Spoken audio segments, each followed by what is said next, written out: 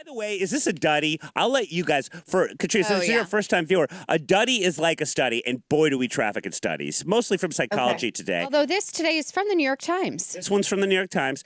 But a duddy is a study, but it's kind of did you really need to do the study for it? Again, these are all think it's not necessarily a dud study. It's a more of a it's hobby. like, thank you. Yeah, why is our tax money going into this? So in a study published last month in the journal Emotion. Just such a simple but direct name for the journal. Researchers found that people who habitually judge negative feelings such as sadness, fear, and anger as bad or inappropriate have more anxiety and depression symptoms and feel less satisfied with their lives than people who generally perceive their negative emotions in a positive or neutral light. The kids in the corner, they clap at weird things. Research that indicates people fare better when they accept their unpleasant emotions as appropriate and healthy, rather than try to fight or suppress them. When we perceive our emotions as bad, we pile more bad feelings onto our existing ones, which makes us feel even worse, said Emily Wilroth, a psychologist.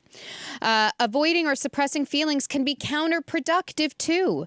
In a small clinical trial, that's what I wanted to hear, researchers asked people to put one of their hands into an ice water bath and to either accept their feelings of pain or to suppress them. Those who tried to suppress their feelings reported more pain and couldn't endure the ice water for as long as those who accepted their discomfort. I hope they paid well for that study. Yeah, I hope so too. That doesn't seem like we've learned anything new there. That definitely qualifies as your duddy. Yeah, I thought I was right on this. I mean, I don't get. I'm not the brightest bulb, but so basically, if you hate the fact that you have negative feelings, it just compounds them. But if you accept the fact that you have negative feelings, then you're going to feel a little better. I don't think we need to experiment. Well, and you'll be able to cope better. And if you then have another stressful or anxious thing coming at you, you'll be better equipped to handle it. Okay, that makes. Now, how do you feel, Katrina? Do you find that you sort of wallow a little bit in negative emotions? Do you try to be a positive person? What's your outlook? I try to be a positive person overall, but if something pisses me off, I need to vent immediately. Even my mother said that it took her several years after I was born to figure out that I was just a venter, because I would come to her like rah, rah, rah, and complaining about something in total gibberish. And then she realized I just needed to get it out. And then I would walk away and be totally fine. And so apparently I was born that way. But yeah, I have to get it off my chest and then I'm fine. And then also, I'm not one of those people who holds grudges. So I feel like maybe people who bottle things up are like those grudge holders who will bring something up from a gazillion years ago that you didn't even know you did. Interesting. I feel like you might be a grudge holder. You do that. He's dead to me. Yes, I am not a grudge holder. Well, I'm a Libra, which really explains it all. But I hold, get ready for this. I'm going to sound like a millennial. I hold space for people. Wow. But as soon as people cross me, or if they do something that I think shows their true character and I don't want to associate with it, they're dead to me. And that's it. It's not me harboring bad feelings. It's just if I see them on the street, I'm going to cross. I'm not even going to look at or talk to them, because you do that to me if we bump into each other on the way to work. It makes the show very difficult. No, I'm 100% with you there. Yeah. It's and I'll give chances too. And then if you kind of third strike, you're out, then it's no, 100% toxic. I see you showed yourself to me, and then we're done. I don't need to give my energy or my understanding to that person. Something too that I think is hard to navigate is when someone close to you, is dealing with negative emotions or situations or pain, and what you say to them. And what I have found over the years is no one likes to hear, oh, it'll be okay, or oh, you're fine, or some sort of positive platitude. Honestly, just saying that sucks. Oh God, that's so unfair. Right. I'm sorry that happened to you. Okay. Is sometimes the best thing you can hear. I definitely remember you saying that, and Douglas taking that, filing it away, and using it, and then this is where you can't win. You can't win, and you being like, you're just saying that because you think you're supposed to say that, when he's like, that sucks, or I hear you. So it's never going to work with you. You know, you're just going to call them out for doing the textbook. You don't believe that they're really hearing you? Yeah, even if they're saying all the right things. Well, yeah, because it's like, I know for my husband, it's just strategy. Yeah. Well, that's the thing. You can see through it after a certain point. You're like, I know what you're doing. Yeah, but it's still better to hear than other things like suck it up or whatever. At least it's a little more gentle than that. The other thing that I thought was interesting is with the clinical study about pain. I've read other studies about music being helpful. So like when working out, if you're experiencing, the pain or discomfort of a workout, listening to music actually really does help you. I wholeheartedly agree persist and like get through the workout. So I wonder if like an inner monologue works the same way.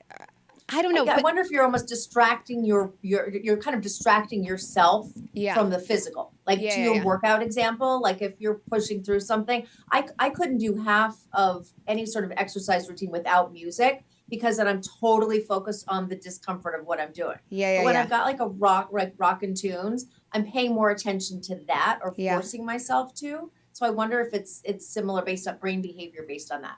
It absolutely has something to do with the music part of it, because like I've just run so slowly now. It's like everything's catching up with me. But I've been, for the past couple of years, I've only listened to podcasts because it likes my podcast. It's free fun. But I'm just so slow. I started listening to music again, and by God, I'm going a lot faster. Like it was like that. And so just like being distracted by a fun podcast, while one thing, it doesn't like pump you up, Yeah. And yeah, but the music, there's something about the music that helps a little more, I guess. Yeah, I think it's just like getting out of your own way, Yeah.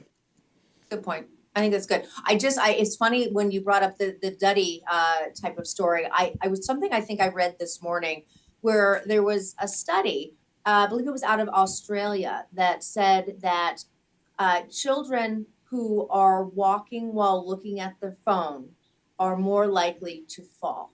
It was a real study. I don't remember if it was in the Post or where it was, but it was not obscure. And I thought it was a joke headline. So I really looked. It was like, no, it was an actual study out of Australia. We found that children who are walking and texting or looking at their phones are more likely to fall. And that's really saying something, because there's so much more open space in Australia. So it's got to be the magnitude here. Okay, I want to do a study here in New York where when you see someone walking towards you who's looking at their phone, just walk directly toward them, in front of them, and see how long it takes them, because they'll start drifting with their peripheral vision, that they sense there's people around, they'll start drifting. But like, just see how long it takes for them to look up or to bump into you. I know I get so frustrated with people looking at their phones in certain scenarios, like on sidewalks, getting off the subway, getting off the escalator, and they're going down the stairs and they're on their phones, so they're going slower. I hate that. Oh, the slow part drives me nuts. Drives me nuts. I can't stand that. I'm behind and like trying to pass and you just can't get by them, and then they have a whole family, and then they're like four of them, and then they start to look at buildings, and I'm like, single file. I've become somebody. Yeah, exactly. I've become somebody that I used to hate, which is the overdramatic sigher. I gotta do that. And then you can plausibly say, "Oh, it had nothing to do with you," if they're big and might beat you up. But it shows them that you are cognizant of them taking up a lot of space and moving slowly, and just like that. And it's good. It's better than 5 sentences saying the exact same thing. You guys, another hangover study. This one is less of a duddy because I learned some things. For a vast majority of people, in a vast majority of cases, hangovers follow a predictable pattern. This is also the Times. They're doing some weird stuff lately. It's summer. It's slow. You're totally right. Yeah, this is a beach read. Hangovers follow a predictable pattern. They make you feel weak and weary for about 24 hours, and then they abate. But in some cases, the symptoms can last longer. Some people are predisposed to hangovers that stretch beyond one day, even when they drink a relatively moderate amount, said Emmett Roberts, a psychiatry fellow at Stanford University. I don't know why I plugged him. Those most prone to feel the after effects for multiple days fall paradoxically into two camps: people who drink heavily quite often and those that rarely do. In some cases, when what you consider to be a hangover may actually be a serious alcohol withdrawal. I don't know how that would happen for 2 days. If you are vomiting, cannot keep fluids down, and if your skin turns blue, you might want to go to the hospital. Okay. Yeah, you look like a Smurf. Go to the hospital. Thanks for the tip. Yeah, look in the mirror. You look like Papa Smurf. Go. Conversely, if you don't drink very often but overindulge one night, one hypothesis for you may have a longer hangover is that your liver may not be conditioned to produce, oh boy, acetyltaldehyde. I didn't pronounce that correctly. It sounded really German. It really did. I'm on a roll. Yeah. Speaking of Mozart. Yeah. Also, age. An older person's liver may take more time to metabolize alcohol. In addition, she said that medications like SSRIs, including Zoloft, can interact with alcohol, potentially leading to more drawn-out hangover. So antidepressants, can hurt. Some people are very sensitive to beer because of the yeast. I think I'm getting sensitive to the yeast in my old age. Some people are sensitive to different wines because of the sulfites. Bad news for you. That's me. That's totally me. Joe is similar. And a hangover is a very broad condition. Then they give some of the obvious stuff like drinking a glass of water, which I always forget to do. Tequila, whiskey, and darker alcohols are more likely to have long-lasting hangovers. So maybe it is a duddy. Ladies, what do you think? You both like your wine, it sounds like. Mm-hmm. Yeah. I'm open. I'm an open-minded alcohol drinker. I like my vodka. I like my wine. All that stuff. Joe, I'm like you. And this is, people laugh at me because I say, honestly, cheap wine, like cheap airport wine and that kind of thing, I really believe it has a lot more, higher in sulfites. So I will get bright red. Like I was just in a tanning bed for an hour, and it's really bad, and my face gets super, super hot, and I know it's not good, and then I know I'm drinking really bad cheap wine. So I want to see. Here's the thing, avoid that. and this is why we should be pitching to the Times, because, my pitch would be exactly what you just said. I don't know if it's a myth, but they would always say the cheaper the alcohol, the worse the hangover. I want to see if that's true because I believe it to be. You're right. Totally. I got no palate, but I know that if I have cheaper wine, I'm feeling a lot worse the next day. I don't know if there's more sugar. Is that it? Yeah. Generally. And she likes her tequila, and they're saying that that's bad for the hangover. But maybe it's when I do a bottle of tequila and a bottle of wine, it's I was going to say a bottle of tequila. Yeah, there you go. But then they would always say with tequila too that it's better. But here's the thing: it's so hard to know specifically what it is. To me, hangovers are like a perfect storm. I don't know if it's the amount I did or did not eat. I don't know if it's the amount of water I did or did not consume, the order of the alcohol, the time spacing between drinks. Yes. The amount of sleep, dehydrate. There's so many factors that can play into a hangover. But all I know currently is the older I get, the longer it lasts. Yes. In my 20s, it would just be I would wake up feeling not great. I would have a chocolate milk and a bacon, egg, and cheese sandwich, and I would be good to go. But now it will last all day. I'm not at the point where it will last multiple days. Yeah, that's rough. But definitely all day. And today, last night I had a glass and a half of wine, which, let's be real, it was more like 2 glasses. That means I was 4. impressed with your moderation. Thank you. That means 4. Wow, goals. And Goals. I woke up this morning with a little bit of a headache, but 2 days ago I also had a headache. I don't know if it's a continuation of that original headache. I don't know if the two are correlated because sometimes I just get headaches. Yeah. So it's hard to I don't want to blame it on the wine.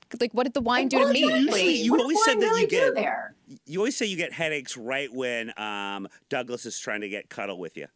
Oh, that's true. But he's out of town. No, or I don't know if it's the weather. It's just, I don't know. Hook me up to wires, scientists, and study me because I have no idea. Really painful wires. I'm with you, Joe, too, on the especially it's bad for me if I start drinking and I realize I haven't eaten. And that's Yes. what really gets me. Yeah. It's really, I mean, quantity helps, but I mean, I really not having eaten, that's what really kills me. Yeah. Well, and 100%. now one of the reasons of many that I like summer, and I'm already getting depressed that we're into August. There's more opportunities for day drinking, and so then even if you overindulge a little bit, more time to sleep it off. You know, you start early, you end early, and I think that helps with everything. I mean, just if you could. There's something to be said about sleeping. It off. But you can't start too early because there have been brunches where you start, you go hard with a bottomless brunch, and then you're like, I'm going to take a nap, which is always the worst idea. Yes, yeah. Because then you wake up feeling like death. And you're like, I'm supposed to go out tonight. I don't think I can do it. And it's a good excuse for you not to. Well, exactly. Yeah, but then you just feel bad all night. No, you love canceling. I do. Well.